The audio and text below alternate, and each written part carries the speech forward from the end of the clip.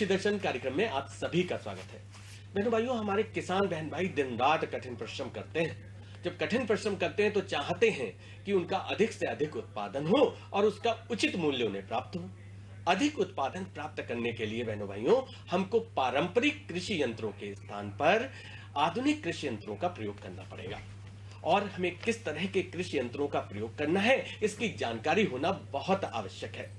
तो इसी परिप्रेक्ष्य में आज हम आपको जानकारी दिलवाने जा रहे हैं और इस विषय पर जानकारी देने के लिए हमारे बीच में उपस्थित हैं संयुक्त निदेशक कृषि अभियांत्रिकी उत्तर प्रदेश त्र्यंबक मणि त्रिपाठी जी। त्रिपाठी जी, हमारे कार्यक्रम में आपका बहुत बहुत स्वागत है। त्रिपाठी जी, सबसे पहले हम ये जानना चाहते हैं हमारा कृषि का उत्पादन बढ़ाने में यंत्रीकरण की क्या भूमिका है? बहुत अच्छा प्रश्न किया आपने। देखिए, काफ़ी दिन पहले तक किसान भाई बैलों के साथ पीछे पीछे हल, देसी हल होता था, उसके साथ खेती करते थे। और 1 हेक्टेयर खेत की जुताई के लिए लगभग उन्हें 20 से 25 किलोमीटर चलना पड़ता था। 1 हेक्टेयर खेत की पूरी तैयारी जुताई बुआई के लिए 20 से 25 किलोमीटर चलना पड़ता था। और हम आप सब एडवांसमेंट का फ़ायदा ले रहे हैं। घर में बैठ करके अपना जो लेजर टाइम है, खाली समय है, उसमें टीवी और समाचार वगैरह देख रहे हैं। किसान रात दिन, बरसात हो, गर्मी हो, ठंडी हो, खेत में घूमता रहता था। 20-20, 25-25 किलोमीटर उसका समय नुकसान होता था। और साथ में खेती के कार्यक्रम में उसे बहुत सारा खेती करने के लिए लगातार बहुत सारा समय और श्रम नष्ट करना पड़ता था। तो मशीनों की उपयोगिता निश्चित रूप से आज मशीनीकरण का युग है। शीघ्रता से समय पर कोई काम हो जाए। पहले के ज़माने में किसान भाइयों की बहुत सारी ज़मीन, जिनके पास थोड़ा ज़्यादा ज़मीन होती थी, उनकी बहुत सारी ज़मीन पड़ती पड़ी रह जाती थी, समय पर खेती नहीं कर पाते थे। तो आधुनिक यंत्रों की सहायता से समय पर खेतों की तैयारी कर सकते हैं। खेती के जितने भी कार्यक्रम हैं, खेत की तैयारी, देखिए शुरुआत कहाँ से होती है हमारी? खेत की तैयारी से, जुताई से। उसके बाद खेत की अच्छे से उसकी मिट्टी की तैयारी करने से, बाद में बुआई से, कटाई से, मड़ाई से, किस रक्षा रसायनों के छिड़काव में, जितने भी किस कार्यक्रम है शुरुआत से लेकर लास्ट तक, सब में आजकल यंत्रीकरण हो चुका है। और किसानों को काफ़ी अच्छा उसमें उनका समय बचता है, श्रम बचता है, पैसा बचता है और आसानी से कृषि कार्यक्रम हो जाते हैं। तो कृषि में मशीनीकरण की भूमिका निश्चित रूप से निर्विवाद रूप से सिद्ध है कि किसान भाई यदि मशीनों का, समुचित मशीनों का उपयोग करेंगे तो उनका समय पर खेत की तैयारी होगी, समय पर कृषि कार्यक्रम होंगे, उनकी उत्पादकता बढ़ेगी। क्योंकि यदि समय पर खेती में यदि थोड़ा 1 दिन 2 दिन का भी विलम्ब होता है, बुआई के समय में यदि हम 2 दिन 3 दिन, 1 आध सप्ताह का विलम्ब हो जाए तो बहुत सारी उत्पादकता हमारी घट जाती है। तो मशीनों की सहायता से समय पर कार्यक्रम हम कर पाते हैं तो हमारी उत्पादकता निश्चित रूप से बढ़ेगी और किसान भाइयों की इससे सहूलियत होती है। डॉक्टर साहब, हमारी सरकार पराली प्रबंधन पर लगातार जोर दे रही है, तो पराली प्रबंधन के लिए भी क्या किसी तरह के कोई कृषि यंत्र हैं जिन्हें हमारे किसान भाई उपयोग करके पराली का प्रबंधन कर सकते हैं? देखिए, हम सदियों से खेती के साथ पशुपालन होता आ रहा है। आजकल किसान भाई पशुपालन में कम जोर दे रहे हैं, पशुओं को छुट्टा छोड़ दिए। तो पहले क्या होता था, पूरा प्रकृति में खेती का पूरा चक्र था। खेती से जो पैदावार होती थी तो अनाज हम अपने प्रयोग के लिए लेते थे, जो उसका चारा भूसा था पशुओं के प्रयोग में आता था, पशुओं का गोबर था दोबारा खाद बनकर खेत में जाता था, तो पूरा चक्र पूरा होता था। इसमें क्या हो गया कि हम अनाज तो लगातार ले रहे हैं लेकिन हम जमीन को कुछ नहीं दे रहे हैं, पशुपालन कर नहीं रहे हैं, तो गोबर खाद जमीन में जा नहीं रही है। और जो साथ में हमारा जो फसल का अवशेष है उसको भी हम जला दे रहे हैं, किसान भाई जला दे रहे हैं। तो कितना बड़ा नुकसान हो रहा कि धरती माता जो सदियों से हमारा पोषण करती जा रही है, उसको हम उससे लेना तो चाह रहे हैं लेकिन बदले में कुछ भी नहीं देना चाह रहे हैं। तो ये तो बिल्कुल धरती माता के प्रति, आने वाली पीढ़ी के प्रति बहुत बड़ा अपराध है यदि हम फसल अवशेष पे आग लगाते हैं। तो किसान भाइयों से अनुरोध है कि फसल अवशेष में कदापि आग न लगाएं, उसकी व्यवस्था करें। आजकल यंत्र आ चुके हैं जिनसे कि हम फसल, कंबाइन से यदि आप फसल काटते हैं, अपनी धान कटाई करते हैं, तो उसके बाद हमारे पास मल्चर हैं, स्टार रीपर है, सुपर सीड ड्रिल हैं, बहुत सारे ऐसे यंत्र आ गए हैं जिनसे कि आप पराली को वहीं पर प्रबंधन कर सकते हैं। और इसमें साथ देखिए 2 चीज़ें हैं, एक happy seeder, 0 till seed drill है, हैप्पी सीडर है, सुपर सीडर है। 3 यंत्र हमारे ऐसे हैं कि जिसमें कि यदि आप अपनी जुताई का पैसा ही बच सकता है आपका, एक बार में ही आप खड़ी पराली में जुताई बुआई सब एक बार में हो जाता है। जिसका मतलब है कि खेत तैयारी वाला जो पैसा है वो पैसा आपकी बचत हो रही है और साथ में उत्पादन में कोई फर्क नहीं पड़ रहा है। और जो पराली बचती है सड़ करके निश्चित रूप से वो खाद का काम करती है। तो किसान भाई कदापि आप पराली को न जलाएं, क्योंकि उससे हमारे मित्र कीट नष्ट होते हैं। आपकी जो पोषक तत्व हैं वो जल करके धुआं के रूप में उड़ जाते हैं, प्रदूषण फैलता है अलग से, तरह तरह के रोग पैदा होते हैं और आपकी जमीन की उत्पादकता कम होती है। हम पराली जलाएंगे तो आने वाली पीढ़ियों को अच्छी उत्पादकता नहीं मिलेगी, हमारी जमीन बंजर हो जाएगी। तो कदापि पराली न जलाएं, उसकी व्यवस्था करें, मैनेजमेंट करें। डिकम्पोजर आ गए हैं, हमारी मशीनें हैं, मशीन 50% अनुदान पे हैं। हमारी जितनी पराली प्रबंधन की मशीनें हैं 50% अनुदान है, उनका आप लाभ लीजिए और पराली को वहीं जमीन में पलट करके सड़ा दीजिए, जिससे कि खेत की उत्पादकता बढ़ेगी, कार्बन अंश बढ़ेगा और हमारी जमीन की सतत उत्पादकता बनी रहेगी। त्रिपाठी जी, ये कहा जा रहा है कि फार्म मशीनरी बैंक और कस्टम हायरिंग सेंटर हमारे किसान बहन भाइयों के लिए बड़े उपयोगी हैं, तो ये है क्या और किस तरह से हमारे किसान बहन भाई इससे लाभान्वित हो सकते हैं?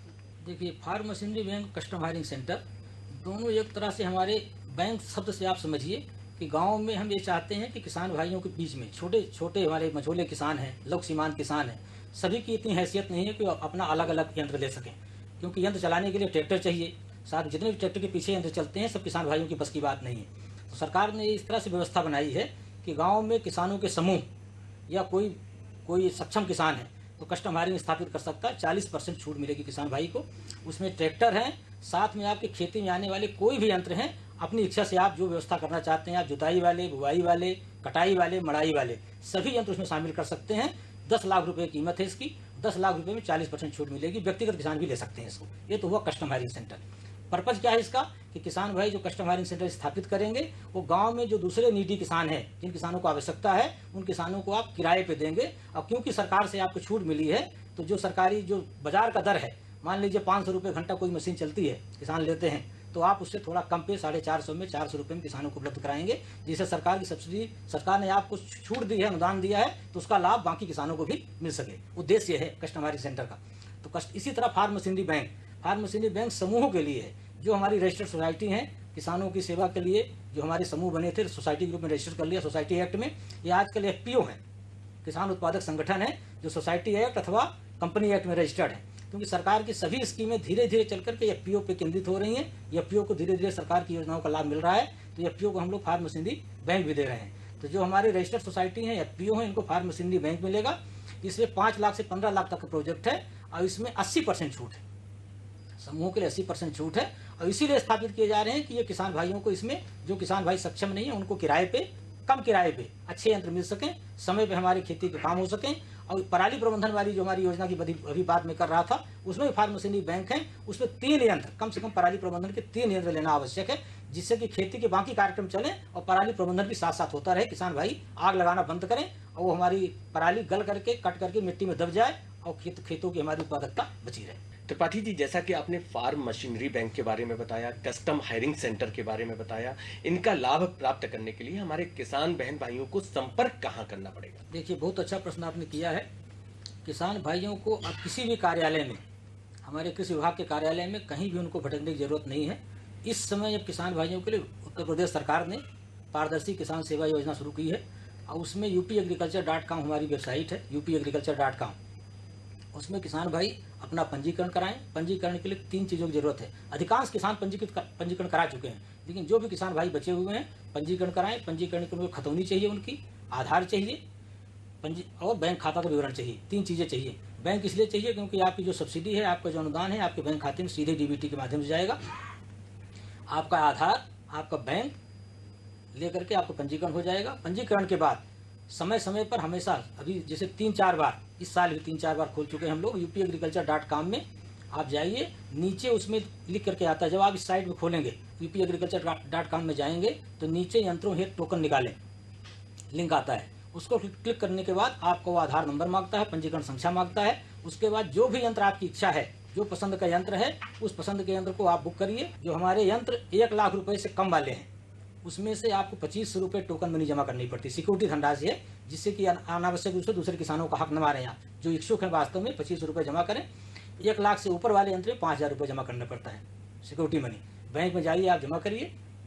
उसके बाद आपको 1 महीने का समय, पराली प्रबंधन वर्तमान में हम लोगों ने 15 दिन कर दिया है इसको, क्योंकि धान कटाई प्रारंभ हो गई। सामान्य रूप से 1 महीने का समय मिलता है कि आप यंत्र अपनी पसंद की दुकान से, कोई हमारा विभाग की कोई ऐसी आप दबाव नहीं है कि आप कहाँ से यंत्र खरीदें। अपनी पसंद के डीलर से, पसंद के मैन्युफैक्चरर से, किसी भी कंपनी का जो आपको पसंद है उससे यंत्र खूब अच्छी तरह से ठोक बजा करके, मोल भाव करके, कीमत कम करा करके जहाँ से आप चाहते हैं यंत्र खरीदें और यंत्र का बिल अपलोड कर दें। जब आपका यंत्र बिल अपलोड हो जाएगा तो मौके पे हमारे अधिकारी जाएंगे, उस यंत्रों का वहाँ पर आपके साथ, किसान भाई के साथ, यंत्र के साथ फोटो खींची जाएगी। फोटो पोर्टल पे अपलोड होगी। अपलोड होने के सत्यापन के बाद धनराशि सीधे जो आपने बैंक अकाउंट दिया है, उस बैंक अकाउंट में धनराशि सीधे DBT के माध्यम से अनुदान आपका, इंडिविजुअल यंत्र जो आपके व्यक्तिगत यंत्र से 50%, समूहों वाले में 80%, कस्टम हायरिंग सेंटर में 40%। जो अनुदान है पैटर्न सीधे आपके खाते में पहुंच जाएगा, कहीं आपको भटकने की जरूरत नहीं है। पूरी व्यवस्था पारदर्शी ऑनलाइन है, किसान खाते में पैसा पहुंच जाएगा।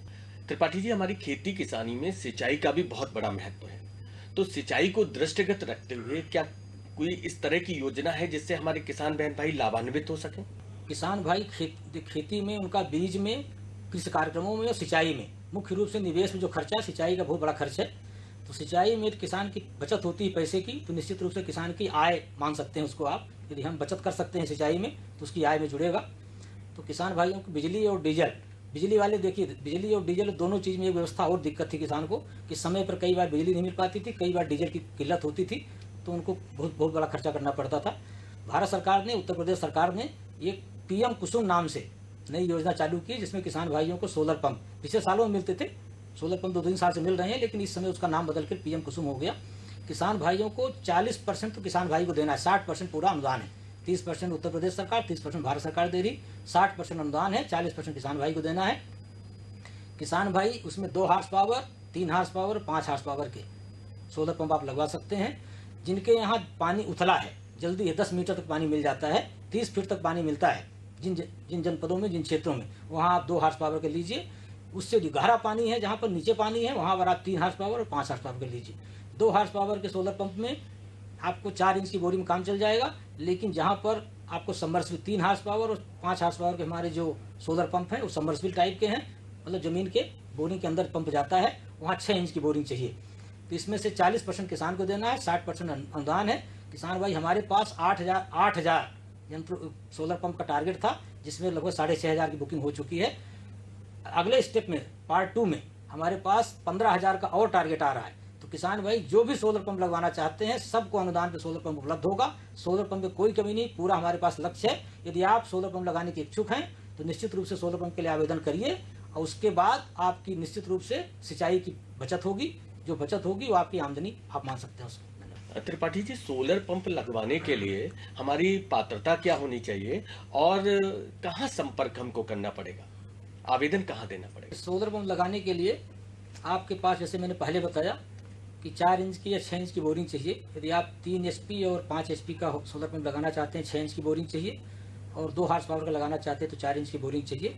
किसान होना चाहिए, मतलब आप विभागीय पोर्टल में हमारे पंजीकृत होने चाहिए, आपको पंजीकरण करा सकते हैं आप। 3 चीज़ें चाहिए, खतौनी, बैंक, आधार, इससे पंजीकरण हो जाएगा आपका।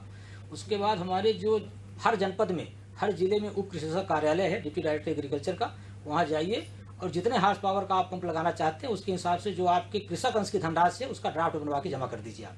जैसे आप ड्राफ्ट बना के जमा कर देंगे 40% धनराशि का, आपकी बुकिंग हो गई, पोर्टल पे अपलोड हो जाएगा ड्राफ्ट, और संबंधित कंपनी को सीधे मैसेज चला जाता है। उसको हम लोग कंपनी को निर्देश दे देंगे, जा करके आपके यहाँ सोलर पंप लगा देगी। और जब आप संतुष्ट हो जाएंगे, सोलर पंप लग जाएगा, किसान अपना सहमति पत्र दे देंगे, सत्यापित कर देंगे, तभी कंपनी का जो 60% वाला अंश है वो भुगतान होगा। तो निश्चित रूप से आपको कहीं सोलर पंप के पूरे टारगेट हैं, अपने जनपद के कार्यालय में आप उप निदेशक कार्यालय में जाइए। वहाँ दूर पड़ता है तो ब्लॉक में, हमारे हर ब्लॉक में बीज भंडार है, राजकीय बीज भंडार है, वहाँ हमारे एडीओ एग्रीकल्चर बैठते हैं, उनसे संपर्क करिए। अपना आवेदन पत्र आप हाथ से लिख करके 2 लाइन दे सकते हैं। उसमें केवल आपको अपना 40% आपके धनराशि का ड्राफ्ट देना है, बाकी इसमें किसी तरह की कोई और कार्रवाई की जरूरत नहीं है। आप अपने कृषक अंश का ड्राफ्ट जमा करेंगे, आपकी बुकिंग हो जाएगी, कंपनी जा करके आपके यहाँ सोलर पंप स्थापित कर देगी। त्रिपाठी जी, एक सामान्य किसान के पास किस तरह के कृषक यंत्र होने चाहिए जो आधुनिक कृषक के यंत्र हैं, और उनकी व्यवस्था कैसे हो सकती है, वो कहाँ से प्राप्त कर सकता है? देखिए, किसान भाइयों के बीच में एक हमारा रोटावेटर यंत्र था, जमीन की तैयारी करने वाला, बहुत प्रसिद्ध हुआ। लेकिन समय के साथ 5-7 सालों में हम लोग अनुभव कर रहे हैं, किसान भाई अनुभव कर रहे हैं कि वो ऊपरी सतह पे 6 इंच 7-8 इंच तक जुताई करता है। तो धीरे धीरे जमीन के अंदर एक परत सी बनने लगती है, कड़ी परत। तो 2-3 साल में किसान भाइयों को मोल्ड बोल्ड प्लाऊ का प्रयोग करना चाहिए, जमीन पलटने वाले हल का प्रयोग करना चाहिए। तो किसान भाइयों को, हर किसान भाई, तो देखिए, एक तो जो छोटे किसान हैं तो उनके पास कल्टीवेटर, हैरो, रोटावेटर, इस तरह के यंत्र उनको लेना चाहिए। एक थ्रेशर होना चाहिए, चेफ कटर होना चाहिए, क्योंकि आप पशुपालन साथ में करें और उनके लिए यदि आप चारा वगैरह काट करके खिला सकते हैं तो ज़रूर आपके पास एक चेफ कटर होना चाहिए, जिसको आप कुट्टी काटने वाली मशीन बोलते हैं, कुट्टी काटने वाली मशीन होनी चाहिए। आपके पास थ्रेशर होना चाहिए एक छोटा सा, और साथ ही आपके पास भंडारण के लिए, निश्चित रूप से भंडारण में बहुत सारा नष्ट होता है, तो भंडारण के लिए बखारी वगैरह अनुदान है हमारे पास। एक कीटनाशक दवा छिड़काव के लिए 3,000 रुपये तक के यंत्र आते हैं, जिसमें आधी छूट मिल जाती है। तो एक स्प्रेयर भी किसान के पास होना चाहिए। निश्चित रूप से यदि आप सक्षम हैं तो सभी यंत्रों को अपने पास रखिए, और जो किसान भाई सक्षम नहीं है उनके लिए हमारे कस्टम हायरिंग सेंटर और फार्म मशीनरी बैंक स्थापित हो रहे हैं। एक चीज़ और बताना चाहूँगा, ग्राम पंचायत स्तर पर भी हम लोगों ने फार्म मशीनरी बैंक स्थापित करना शुरू किया है, जिसमें हमारी गन्ना समितियाँ हैं, सहकारी समितियाँ हैं तथा ग्राम पंचायत हैं। इनके यहाँ भी फार्म मशीनरी बैंक स्थापित हो रहे हैं। तो आप अपने पंचायत से, गन्ना समिति से, सहकारी समिति जहाँ के आप मेंबर हैं वहाँ से, अथवा आपके आसपास कोई FPO या कोई बड़े किसान, सक्षम किसान जिन लोगों ने कस्टम हायरिंग नहीं, अभी एक क्वेश्चन त्रिपाठी जी, सन 2022 तक किसानों की आय को दोगुना करने के उद्देश्य से इन यंत्रीकरण को दृष्टि में रखते हुए आप हमारे किसान बहन भाइयों को क्या संदेश देना चाहते हैं? देखिए, किसान भाइयों से हम यही अनुरोध करना चाहेंगे कि जो यंत्र आपके पास उपलब्ध हैं उनका सही तरीके से रख रखाव करें। नए यंत्र जो आपकी क्षमता में है, अनुदान 50% अनुदान व्यक्तिगत किसान को मिलता है, उसके अनुदान का लाभ लीजिए। जो किसान भाई अभी तक हमारे पोर्टल में upagriculture.com में पंजीकृत नहीं है, आप लोग पंजीकरण करा लें, जिससे समय पर आप किसी भी योजना का लाभ ले सकें। यंत्रों का आप समय पर प्रयोग करके अपनी खेतीबाड़ी के कार्यक्रम को समयांतर्गत सही समय पर पूरा करें, जिससे आपकी उत्पादकता बढ़ेगी। और निश्चित रूप से यदि आप खेती यंत्रों का सही तरीके से प्रयोग करेंगे तो आपका जो समय बचेगा उस समय से आप कुछ दूसरे उत्पादक कार्य भी कर सकते हैं। पशुपालन में समय दे सकते हैं, आप सिंघाड़ा की खेती कर सकते हैं, मशरूम की खेती कर सकते हैं, मौन पालन की खेती कर सकते हैं, क्योंकि आप यंत्रों की सहायता से जल्दी अपने किस कार्य को निपटा लेंगे तो आपके पास काफ़ी समय बच सकता है, जिन आप विविधीकरण में जा सकते हैं, जिससे कि आपकी आमदनी बढ़ सकती है, आपके आय के स्रोत बढ़ सकते हैं। साथ ही आप पराली प्रबंधन जब करेंगे, आप पराली प्रबंधन वाले यंत्रों का प्रयोग करेंगे तो आपकी जो खाद की आवश्यकता है, उर्वरक की आवश्यकता है, वो निश्चित रूप से समय के साथ धीरे धीरे कम होगी, क्योंकि उर्वरक में बहुत सारा खर्चा आपका होता है। तो आप यदि कार्बनिक पदार्थ गला करके, सड़ा करके, गोबर की खाद के साथ मिला करके वर्मी कंपोस्ट खादों का आप प्रयोग करिए, नेटिव खाद बनाइए अपने घर पे। तो इन खादों के लिए आप प्रयोग करते हैं तो आपका उर्वरक खर्चा कम होगा। हमारे सोलर पंप का प्रयोग करेंगे तो आपका सिंचाई का खर्चा कम होगा।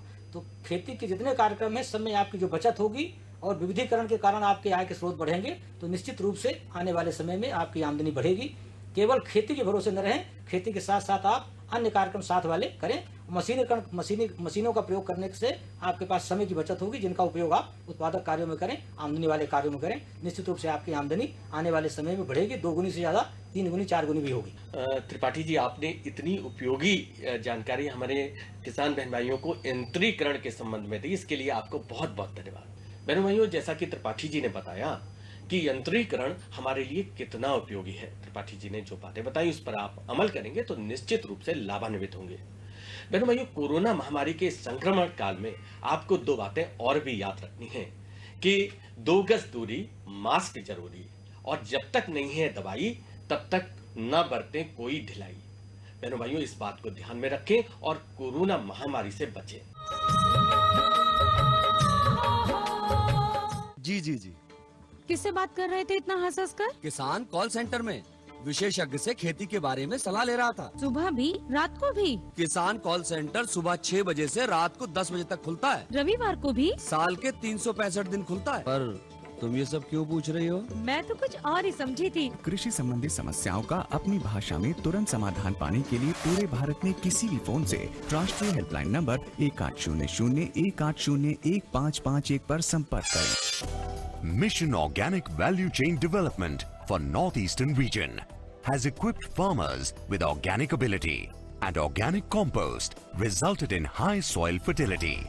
Quality seeds and planting material ensured a healthy organic crop.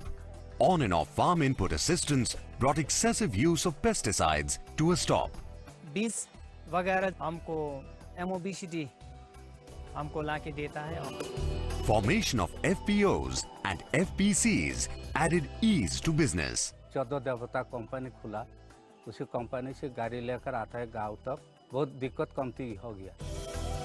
Come and be a part of a movement that has brought 1 lakh hectares of land under organic cultivation, through which farmers are tasting sweetness of success.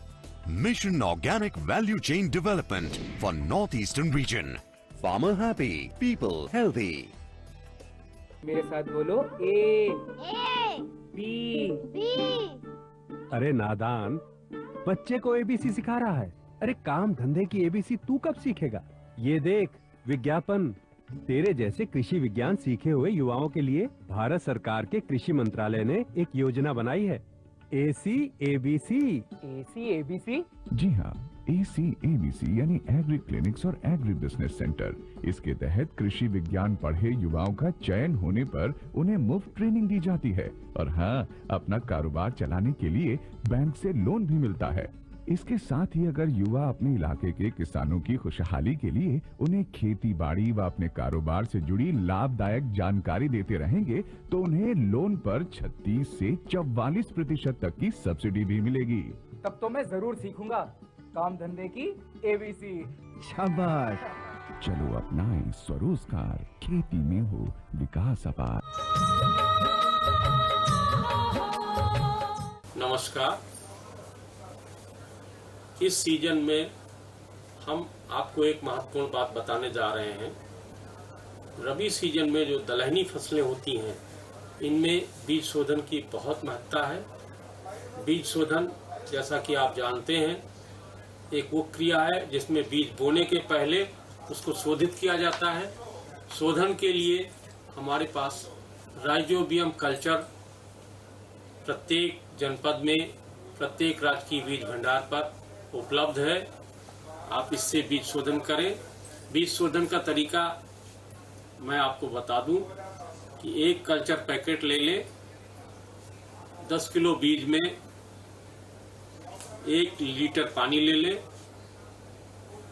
आधा kilo गुड़ ले लें और एक culture packet को उसमें घोल करके बीजों में मिला लें और उसको 8 घंटे सूखने दें।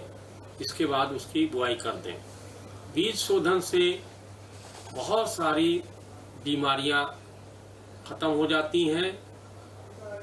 दूसरा, इसके करने से जड़ों में नोड्यूल्स बहुत बनते हैं और जो हमारे फर्टिलाइजर है, खासतौर से यूरिया, उसकी खपत कम हो जाती है। 25% यूरिया की बचत होती है। इन दलहनी फसलों की जड़ों में नोड्यूल्स बनते हैं।